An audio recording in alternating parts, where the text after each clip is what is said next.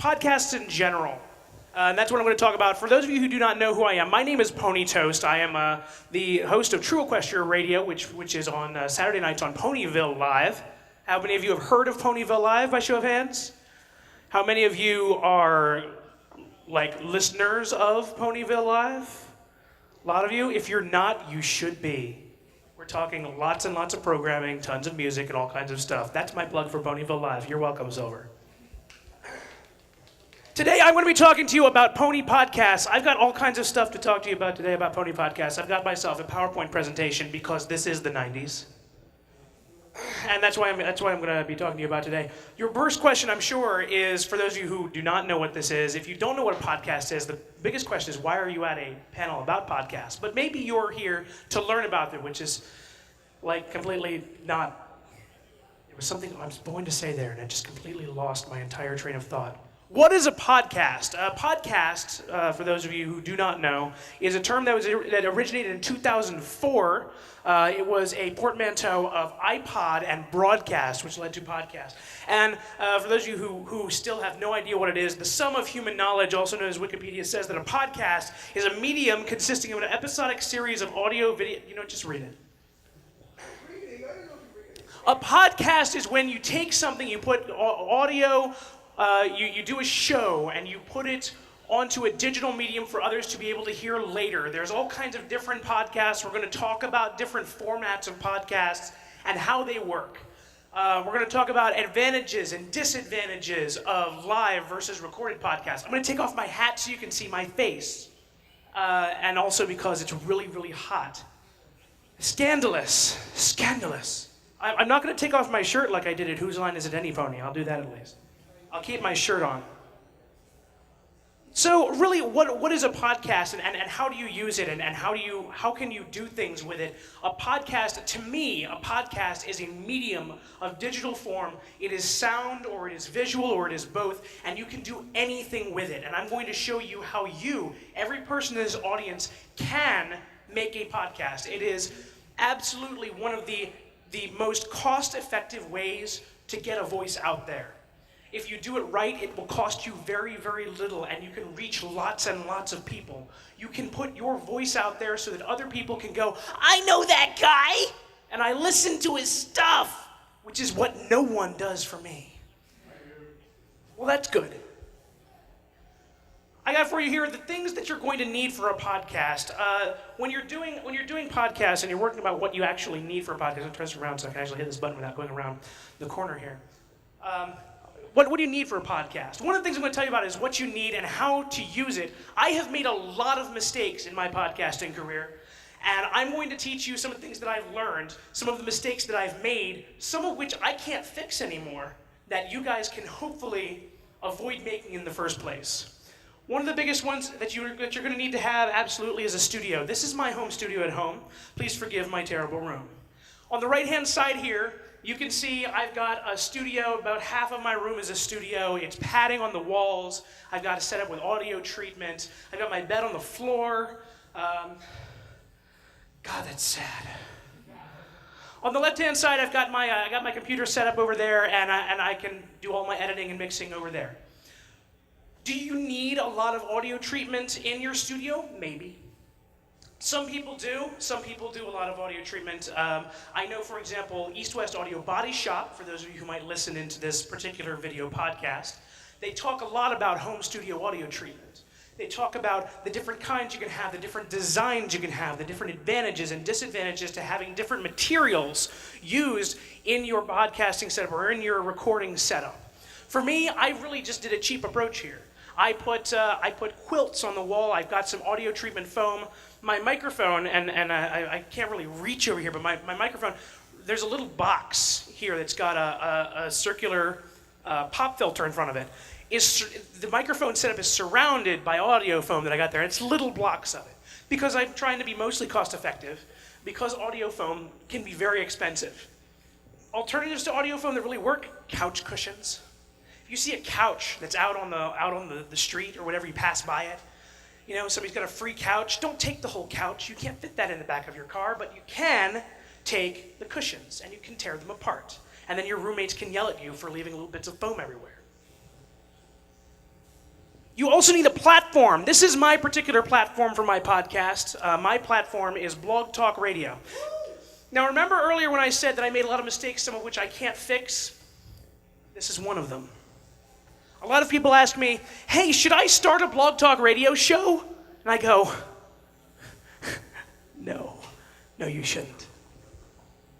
Who is it? Did you all hear knocking there? Come in. Oh God, they're gonna give me a C and D.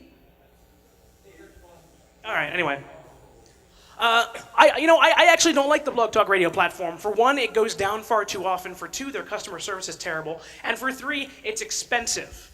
When I say expensive, I mean I get to do 2 hours and only 2 hours on my podcast per day. It is $40 a month, and that is really expensive. Why do I still use it right now? Mostly because it's where my entire archive is. Like my entire show, if I wanted to move to a new platform entirely, I would lose my Blog Talk Radio archive.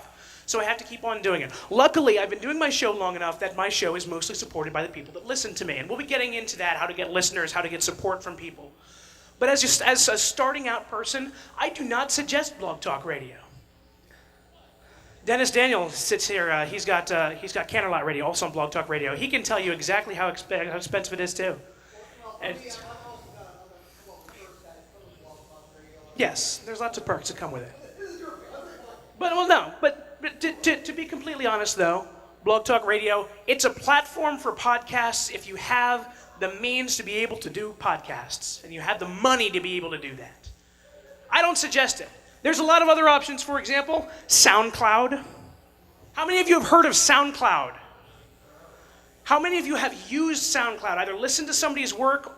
How many of you have put work on SoundCloud?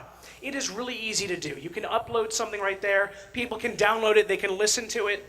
You've got a certain number of downloads, and all of this is free. You can do all of that. I would suggest if you are interested in starting a podcast, use SoundCloud. Record with your favorite audio software, whether you're using Audacity or you're using Adobe Audition or maybe you've got a computer from 1995 and you're using MIDI Maker. Whatever works for you. Upload it to SoundCloud, people can listen to it.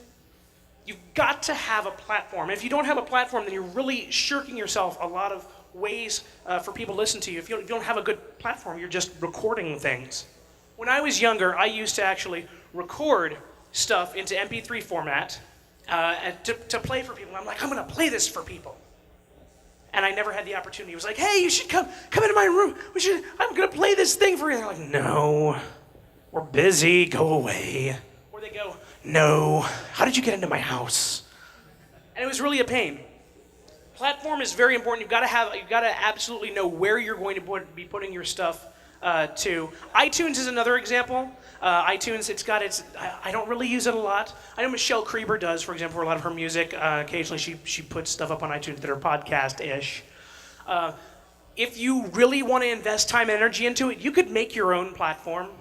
If you have a website, you may be able to upload MP3s directly onto your website in a way that people can read them and can download them. If you're able to do that, cool. If you're just getting into podcasting, you really should look at something that's set up, that's free, that you can use.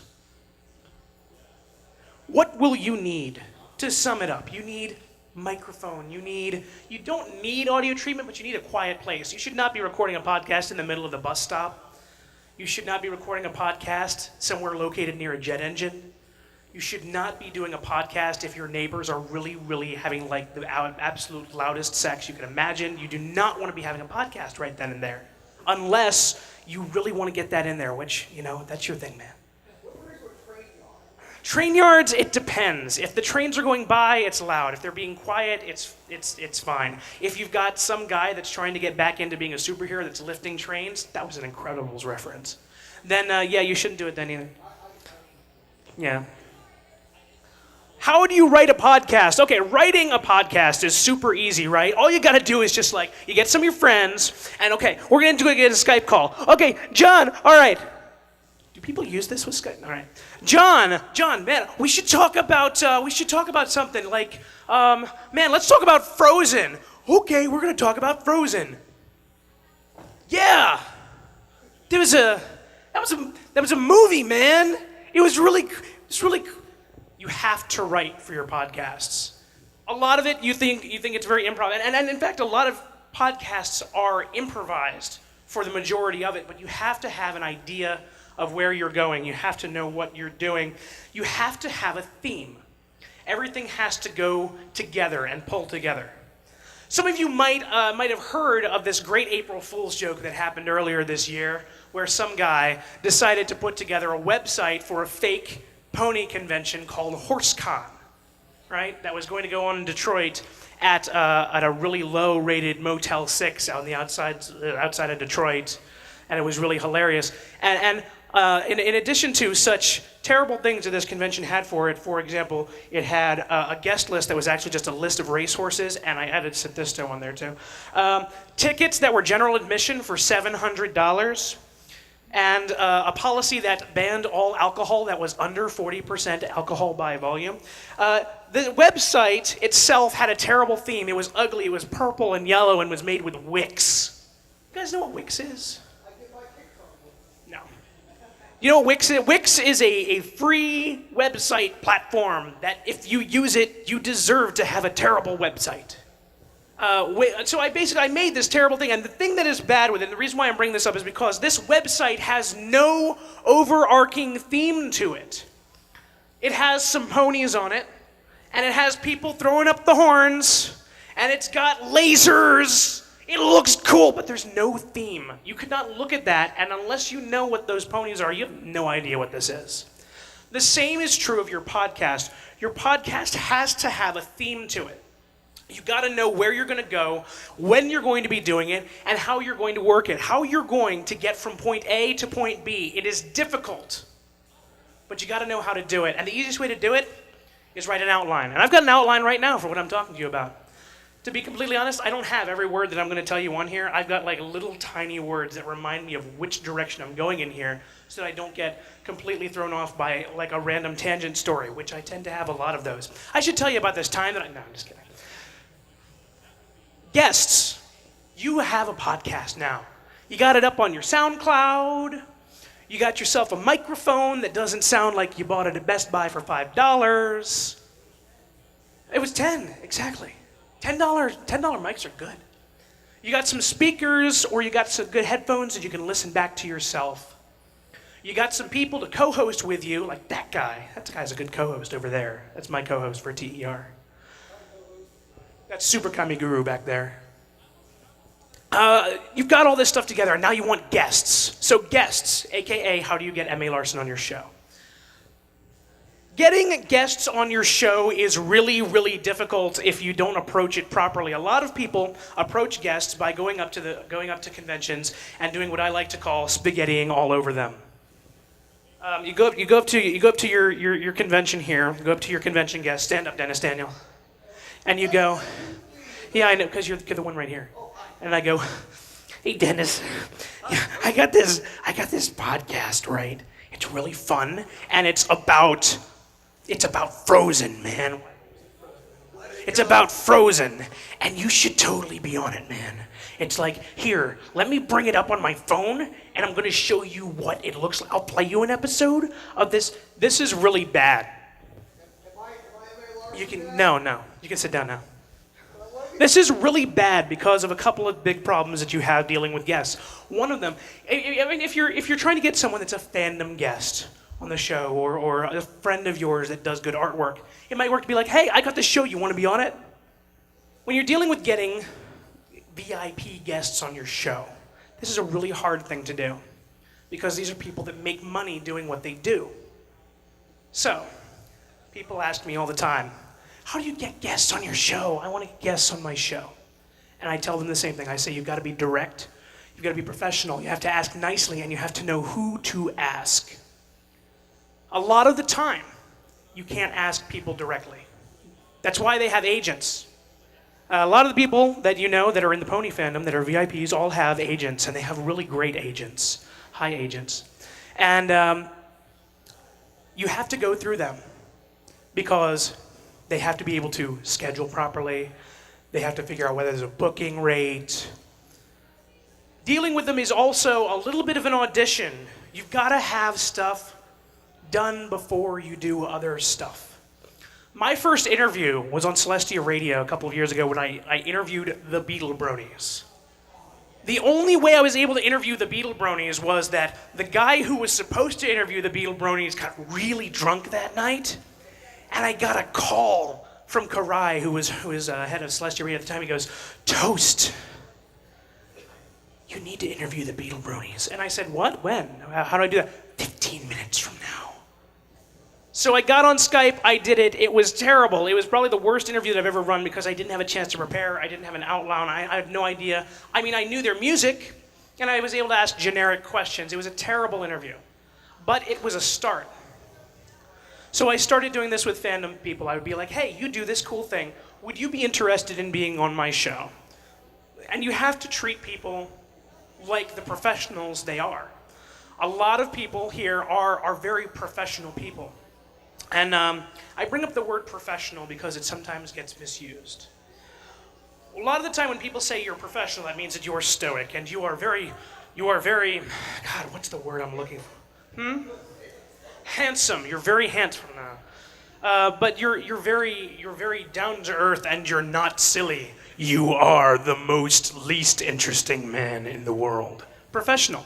But when you're dealing with people that are professional, it just means that they're a person that wants to make a living off of what they do, or that they are able to put something out of great quality that they want to be proud of.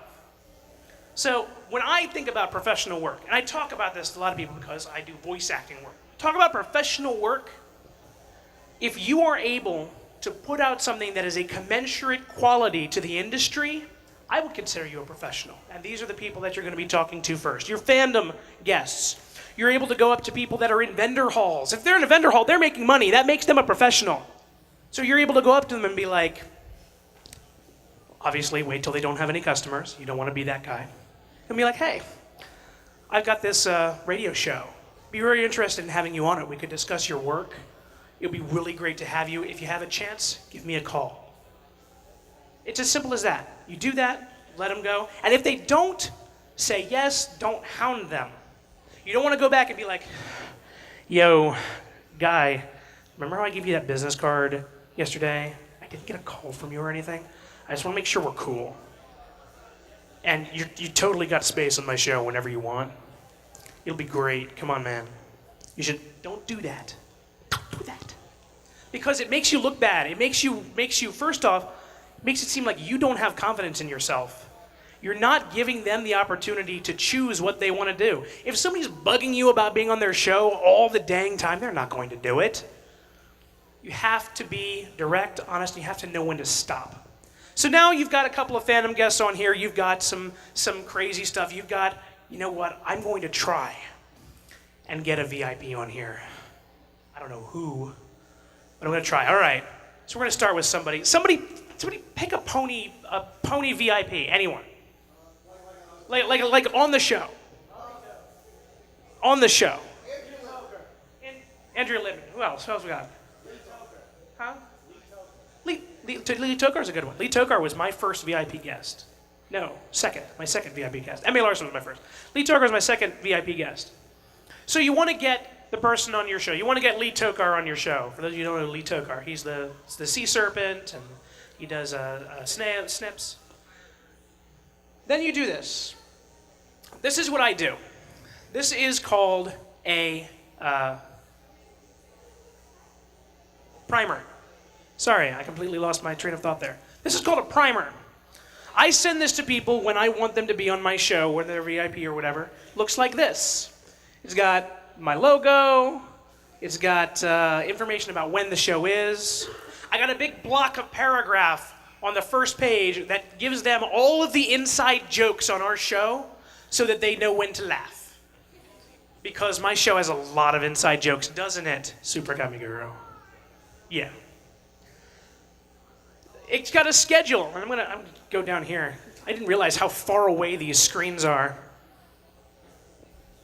I got a schedule right up here that has everything down to the minute of exactly when things are gonna happen. Like up at the top, intro, show start, introductions, flex time for technical difficulties, which I have a lot of those. Take your first caller, because mine's a live call-in show. All this stuff down to the last 90 seconds is when we start wrapping up. 60 seconds is when the outro starts. My outro is 54.5 seconds long. I know that. So I've always got that extra 5 seconds if I need it. And I got a little thing where I asked them to follow me on social media. And I got my logo for my production company. I'm going to talk about production companies a little bit later on. But it's a very professional document, and you send it to them. And you say, this is what I would like you to be a part of.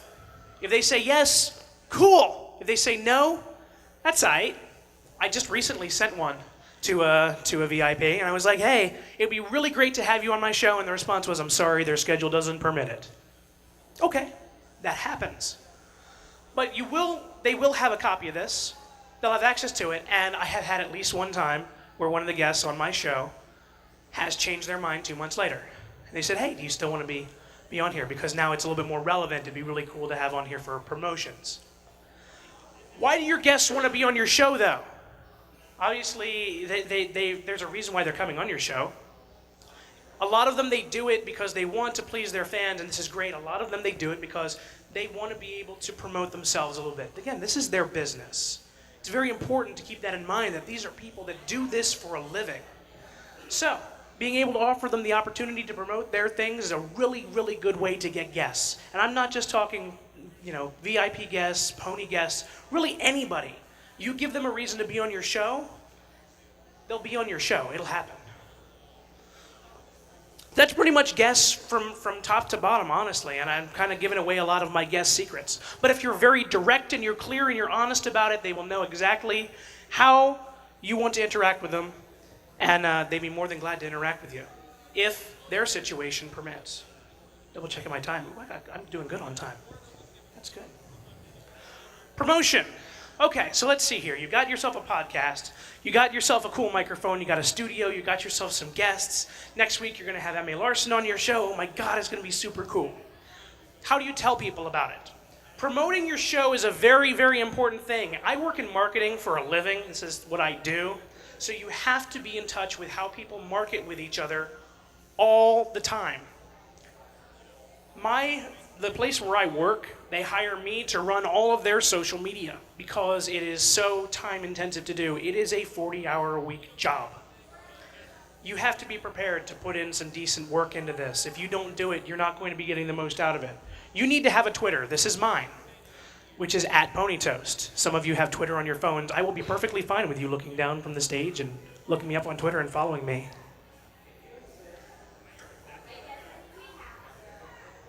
Okay, cool. This is my Twitter. I got 900 some odd followers. What is it? 938. If I hit 1,000, I'm gonna be so excited. Get to be horse famous. But yeah, horse famous. If you didn't look at promotions, how to go from 0 to horse famous. All right. So you gotta have a Twitter. You gotta be active on that Twitter. Being active on Twitter, as a general rule, means that you post 3 times a day, at least. That is a person who is considered to be active on Twitter. And you can't just say, this is what I had for breakfast today.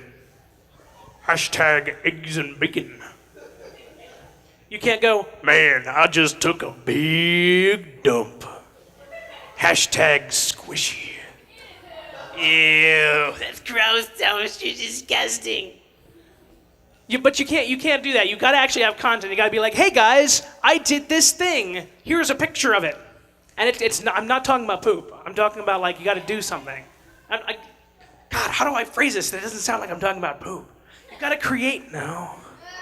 You've got to release. No. Anyway, you put something out. God. You create a matter of content. You poop out some content onto a piece of paper, and you.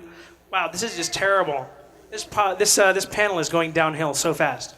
In any case, you make something. You make a cake. You make a drawing. You make a whatever kind of thing that you do. Even if it's writing. It's interesting with writing. There's a lot of writers on Twitter, like novel writers, and sometimes they'll do this thing where they'll take a little chunk of what they've written, like maybe a sentence. They'll take a picture of it in Microsoft Word and they'll put it up on Twitter and be like, "Hey guys. A line from my new book is like, Jason looked over in the spacecraft and saw that he was in deep trouble. And people were like, oh my God, that's so cool, I wonder what he's talking about. Because when you put out content, people are bound to react to it. I put out this tweet right here, in 45 minutes I'm having a TrotCon. Yeah, people retweeted it and they followed it. And some of you hopefully are here because of that. If not, well, that's okay. But you put out content that people can latch onto, that they can respond to. It's got to be good content, and it has to have a theme. When I was mentioning the theme before, it's not just in the writing of your podcast, it's also in the theme of your social media. You have to be consistent. One of the big mistakes, and I mentioned I made a lot of mistakes, one of my really, really big mistakes is that I do not have a consistent theme in the branding of True Equestria Radio. I have had about 17 different True Equestria Radio logos over the last 3 years. One of which is the one up here at the top. You know, this one's drawn by Mashrushi right here. I got that drawing is my avatar. That's by John Joseko. The OC stays the same, but the actual logo itself is different. The logo that I use on my primer, which I can go back and show you again. The logo on my primer, that's the one I'm trying to use more often. That's the one that's now on my website, and I've been using it. But before then, until about 7 months ago, I had all kinds of logos. And I would be using different, like I've got, I mentioned Blog Talk Radio here. Let me go up again. That logo right there is my one that's on Blog Talk Radio that I need to change. And I keep on forgetting to. So, let me go back to where I'm at. You gotta have a Twitter. Twitter is a really great way to do it because of the fact that people are on it all the time. A lot of people are on Facebook that aren't on Twitter. A lot of people are on Twitter that aren't on Facebook. You know, you've got all sorts of things here. And so you've got to diversify yourself. You've got to be out everywhere doing everything that you can. There's a lot of ones that are coming up, like new social media that's starting to become popular. You know, you got Twitter, Facebook, SoundCloud, DeviantArt. I'll talk about another one here. The ones that are on the right-hand side you probably shouldn't do, like throwing a brick through your neighbor's window. I got really bored and I had to fill up space. But you've got to be on all of these things. You got to attach yourself to these things. Google Plus, I recently have been doing a lot with. I know a lot of people hate Google Plus. But it's actually up and coming, especially in the business world. Google Plus is a big thing. In the pony world, no, not so much.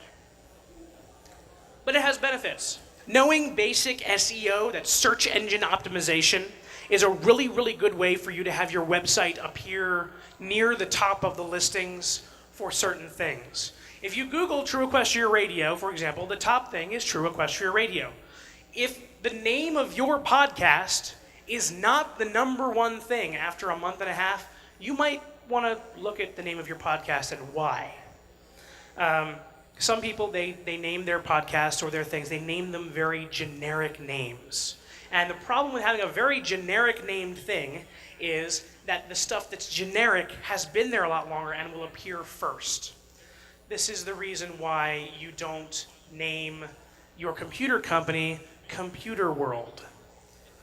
This is a big problem. People don't do this with their businesses, and you have to consider your podcast is a business. Whether you're making money off of it or not, it is still a business. True Equestria Radio, for example, I don't make money off of it. I get donations from people that donate to my show, and every bit of money that I get past those donations is donated to the Autism Society of America. So, I don't make any money off of it. That being said, it is still a business because I have to look at it from the perspective of how I reach people. This is not to say, your podcast must be a business. You must be serious at all times. You must wear a suit to everything that you do. Sorry, Silver. You must go about with a fresh, clean, professional hairdo. If you have tattoos, do not start a podcast. I'm not saying anything like that. And being on your podcast can be super goofy. You should not listen to my show, True Equestria Radio, by the way, if you're looking for something that's completely serious. We are really, really goofy. There's nothing wrong with being goofy, but when you're marketing, you have to have a goal and you have to have a theme. You can be goofy with it. You follow me on Twitter, I'm going to say some weird things because I do that all the time. I got Twitter on my phone, and I'll just be like, I'll think of something, I'll be like, I should say this is really funny. In 10 minutes, I'll be like, why did I tweet that? That was really weird. But a lot of people follow me for that. I don't know why. I guess they think I'm funny. I'm not really that funny. Fanbuilt.com. This is a really cool one. I want to bring this one up because a friend of mine does this. Lee Tokar, we mentioned before, is on MLP, has this thing called Fanbuilt.com. You go up to it, if you're a writer or a voice actor or a producer or whatever, you sign up to it. It's kind of like Facebook for people who create things. And I definitely recommend you go and check it out. He's always looking for more people to go and join in there. Make a profile, meet up with people, connect with people. And the reason why I bring up Fanbuilt is because you have to be able to connect with people when you're doing this. That's the wrong slide. You have to be able to connect with people. You have to be able to reach out to people and say, hey, do you want to be a part of this? When I started True Equestria Radio, for my first 65 or 66 episodes, I did the show by myself. It was just me, nobody else. I had my callers, because my show is a live call-in show. And my live call-in show was great because I could have, 50 people in my call queue. I could talk to them. They could talk to me.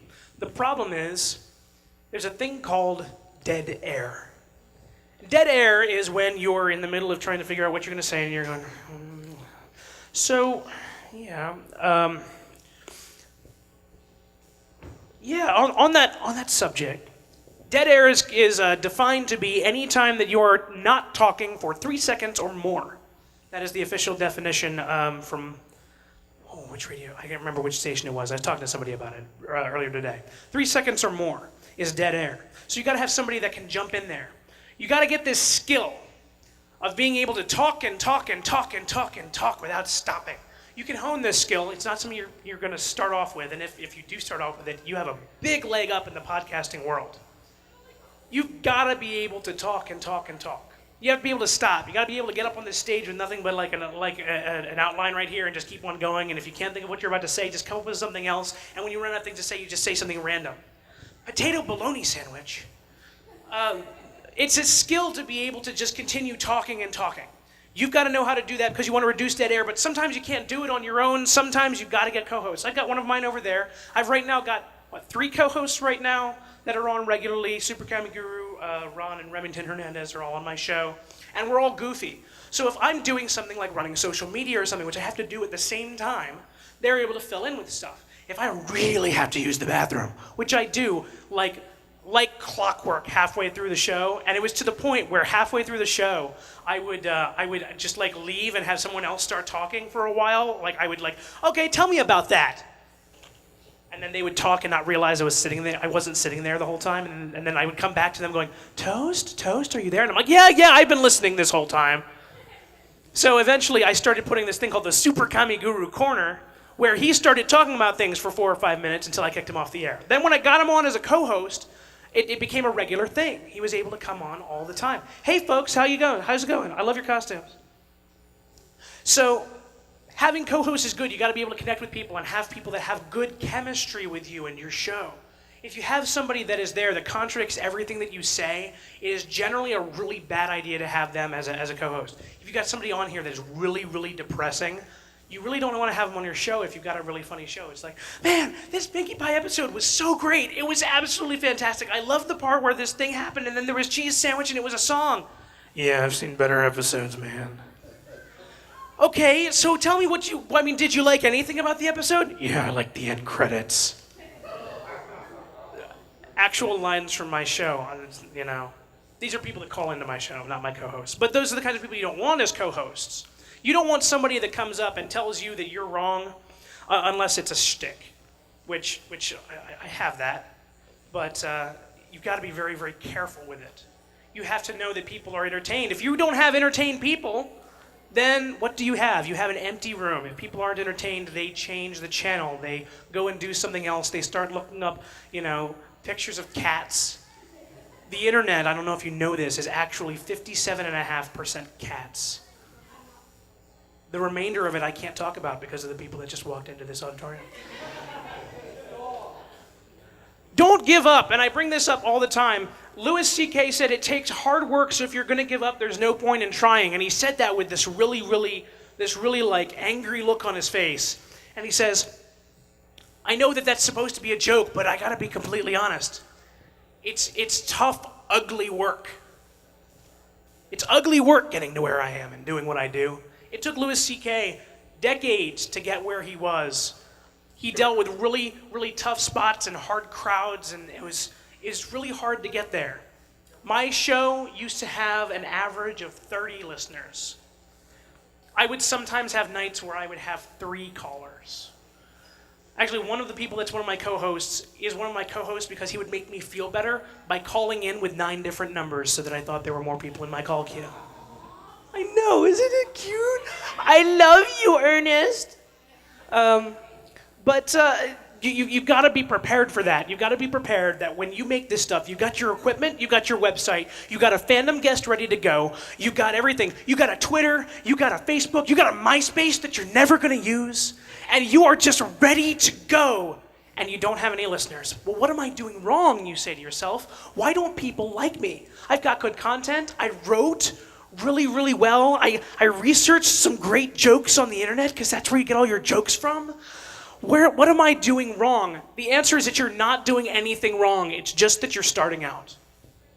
You will get this from people all your life, that they think that everything is instantaneous, and it's not. It takes a lot of work. You can't give up. This is why I say Blog Talk Radio is not good for beginners, because you're investing money into it, and you're not going to get a lot out of it. If I could go back and change things, I would not put as much money into True Equestria Radio as I did, because I didn't get as much out of it as I could have.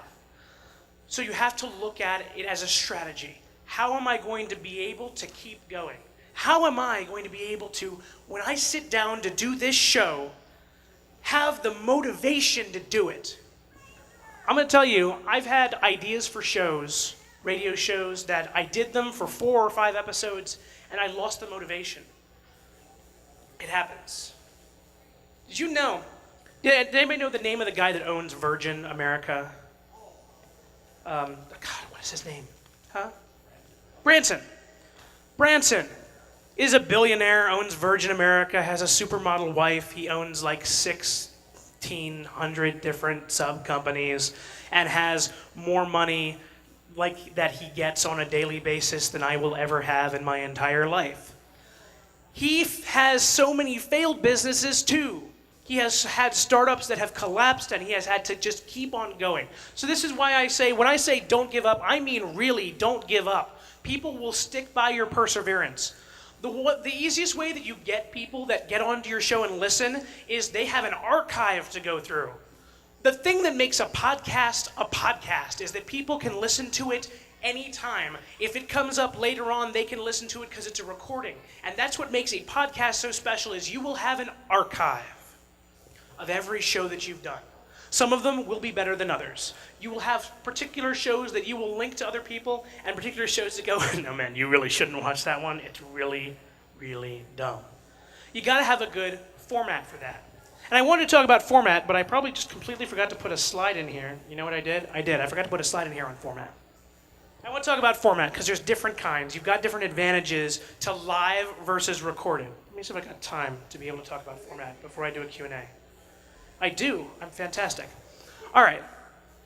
Format for your podcast is very important. This would have come up after theme. I do a show that is live. It is absolutely live, so if somebody comes up on my show and says something terribly inappropriate live on the air, I have to eat it. And I have to go and either edit it out later or do what I do, which is I put a thing at the beginning of my show that says, "This is True Equestria Radio," and I got the voice of the guy that does Honest Movie Trailers, John Bailey. He actually does the intro to True Equestria Radio. And he does this, "This show is intended for mature audiences only." That kind of thing.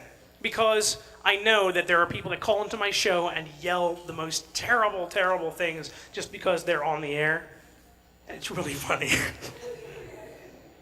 But they do it, and there's nothing I can do about it. So a lot of people, because they don't want to deal with that, maybe they have an audience that is not ready for that, or they want to be able to present a less goofy or less chaotic atmosphere than my show, for example. A good example of that is Ponyville. Is it Ponyville? Yeah. Yeah, Ponyville. Ponyville, they record their shows. They have their guests in the Skype chat and all that kind of stuff. They record them, and then they edit it out later. And this gives them the opportunity to tell people, hey, if you say something you really regret, then we can edit it out. Just let us know. It was really cool. I got to be on Ponyville one time, and that was actually where I got the idea for the primer. It was from Ponyville, because they gave me a really gorgeous primer with everything just down to down to the last second, and it was beautiful. Having that recorded thing can sometimes be a really, really great advantage. That being said, a live show gives you the advantage of having people be able to interact with you in real time. You can be like, hey guys, tweet about the show right now and I'll call you out on air. And I do that. I do a thing called Twitter shoutouts. You tweet, like, oh, this guy tells me that I'm fat. This guy says PonyToast is a dork. I love you. And people do this, and I can interact with people in real time. So there's advantages and disadvantages. You can do video podcasts, too. How many of you are familiar with Stay Brony, my friends, by Dusty Cat? Most of you? Some of you? That guy right there, apparently. You're familiar with it, and it's mostly a video podcast, and that's a format that really, really works for Dusty Cat. And I'm a big fan of Stay Brony, my friends, personally. But you can have that kind of format. Sometimes people just want to do audio. Sometimes people want to do video. Some people, they do a podcast and they do art over top, especially if you're an artist. If you're an artist and you have never considered drawing on air and talking over it, you should totally do that. A lot of the times they're called art live streams, and you should totally look into doing these. They can be really entertaining, and you can show people how you draw your art. And you can make fun of other artists while you're doing it because it's just so wonderful. I see artists do this on their drawing and like, man, I can't draw as good as Joe Seiko, the jerk.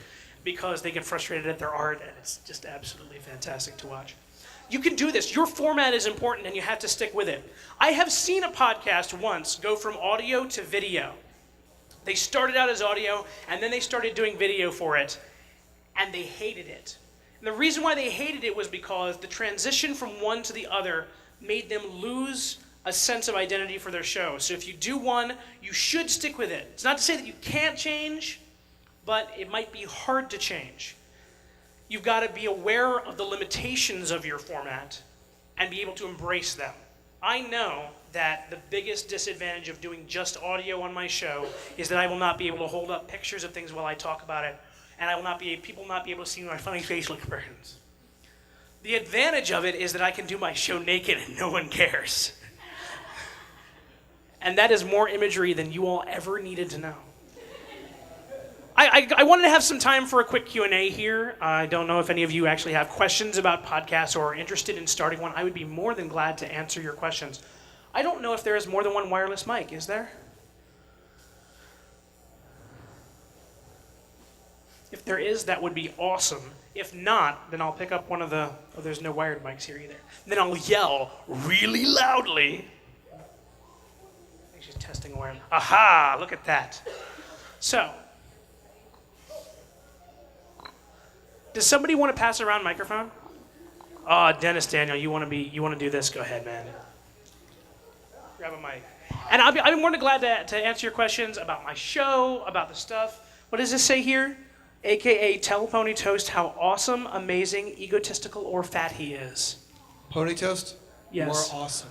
And totally not fat. No, man, it's all good. I've come to terms with it. Can you believe I've actually lost 80 pounds in the last year? 80 pounds. That's a lot. Does anybody That's have the a best thing question? about losing weight is to tell people how much they... If you ever get the chance to stand in front of an audience and tell them how much they lose weight, you get applause. All right. That's the best. That's the Toast, best we got a thing. question for you. Okay, here we go. You were talking about dead air earlier being 3 seconds long. Is a 3-second silence really that bad? You know, you would think so. You would think it's not that much. You'd think 3 seconds here and there can't be that bad. But then let me explain how dead air works here. All right, hey, Dennis, Daniel, you got the microphone, right? Yes. Okay, Dennis. So tell me about some of your tell me about some of your work here. Do you think that it actually really breaks up your show?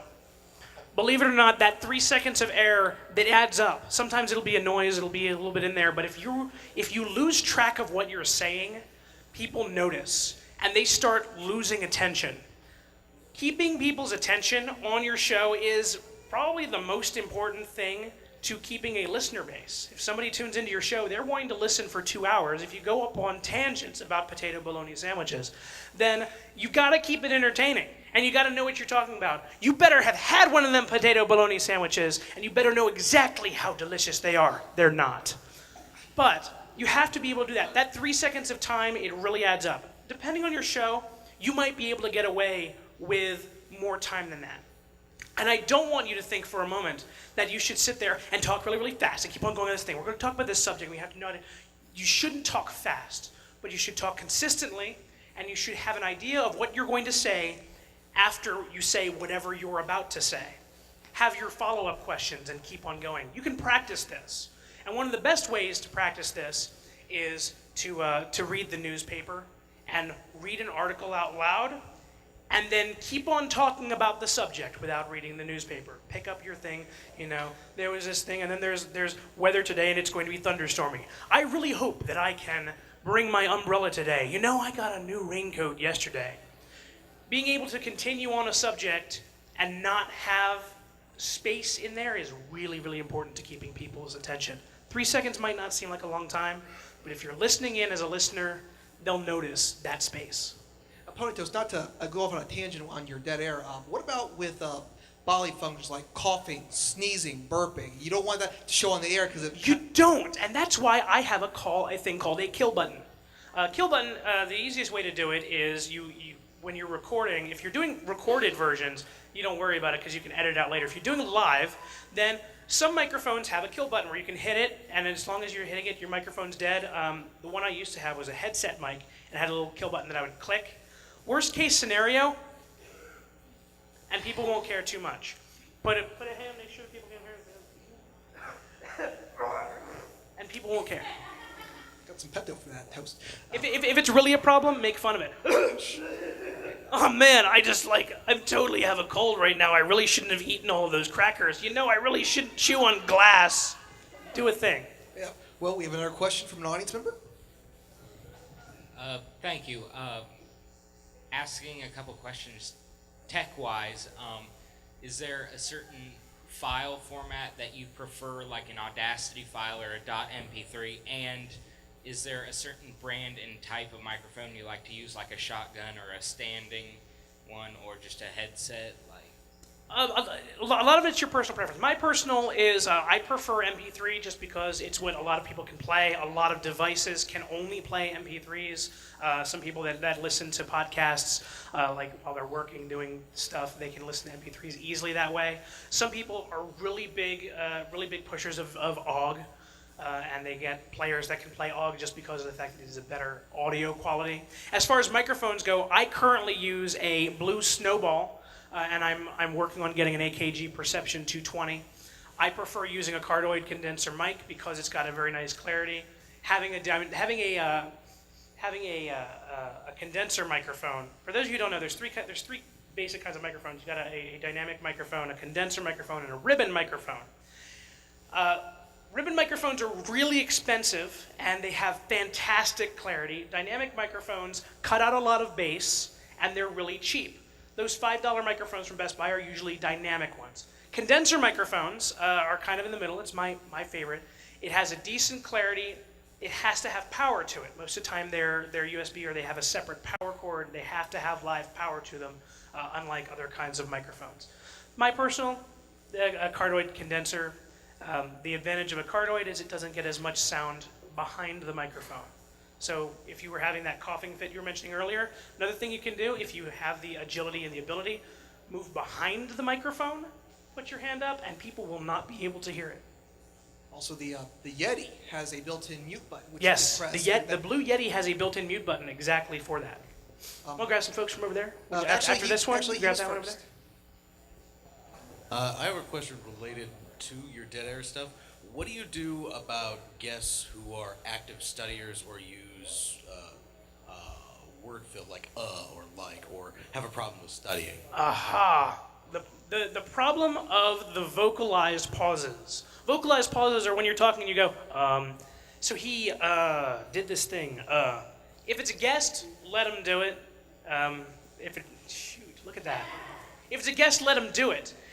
Because if that makes them comfortable, it's probably the best thing to do. If it's really becoming a problem, one of the things that you can do is try and restate what they're saying in a way that's not rude. I wouldn't say interrupt them and be like, so you're saying blah, blah, blah, and like right on top of them, but you can totally jump in there and be like, so Josh, what you're saying is that artists really like to use jam on their paper because it completely solidifies the sandwich artwork. If they're studying over it, if they're stuttering over it, you can totally do that. Be aware of how your guests speak beforehand. You should totally talk to your guests before the show. Make sure that the time you're talking to them on air is not the first time you talk to them. That way you can anticipate if they're going to be having a very, very long answer for you. Any other questions? Ooh, there's one over here. Oh. And your You're questions? hilarious. All right. I apologize if this has already been stated before because I came in late. However, I was wondering about in terms of publishing online, what kind of means you use to help get that actually up to the internet so people can access it. Can you say that? Can you say one more? Publishing on time? Is that what you said? Publishing online. Publishing online. Publishing online. Yeah, there's a bunch of different ways to do it. I use Blog Talk Radio, which I don't recommend for new people. The easiest, cheapest way to do it is SoundCloud.com. You can upload an MP3 after it's been edited, after you've done everything with it, it's mastered and it's perfect. You upload it and you send people a direct link to it. People can listen to it all day long. They can put it onto whatever things. Normally people have a certain number of downloads per month. Most people that do podcasts, especially professional podcasts, are done on SoundCloud. Anybody here browse cracked.com? Usually when you're supposed to be working? Yeah. Cracked does a podcast monthly that they do on SoundCloud because you can embed it, you can share it, it is very versatile. That would be my recommendation. We have time for one more question. One more. Really? Yep, it's 5 till Wow. 4. Wow, my timing's good. Does anybody have any questions? All right. That first panel, folks. Last question. Yes. I was wondering how much of your show you write, or how much of it, like, if you ever. No, wait, yours is live, so you don't. Mine is live. You don't really write anything out or plan it out beforehand. I do. Normally I have an outline. I used to handwrite it. I used to have a notebook where I would handwrite. This is the beginning. This is the middle. This is the end. We're going to talk about this. We're going to talk about this. And I hit points. Now with my primers, actually, now that I've been doing primers a lot, my primers, I write it out as to what generally is going to happen. Even if you have a show that is entirely improvised, you need to have an idea of where you're going, and you have to have an outline. This panel, actually, I'll be more than glad to give you this copy of this panel right here, because I got another copy here. And it's just basically what I'm saying. Like, I've got description podcast, what do I need, how to write for a podcast, guests, promotion. It's just an outline. And if you're able to glance at that, get an idea of where you are, then you can keep on going. And that's where that being able to ramble on without dead air comes into play. So you can get one glance at your sheet, know where you are, know where you stand, and be able to end whatever you're doing on time, like I'm about to do for this panel. I want to thank all of you guys for being here. If you can, please give me a follow on Twitter at PonyToast. If you see me around the con, have more questions for me, feel free to come up and just like punch me in the face and ask me a question. Or really, just ask me a question. Please don't punch me in the face. Thank you all. You've been a fantastic audience. PonyToast from True Equestria Radio, ladies and gentlemen. Let them hear it.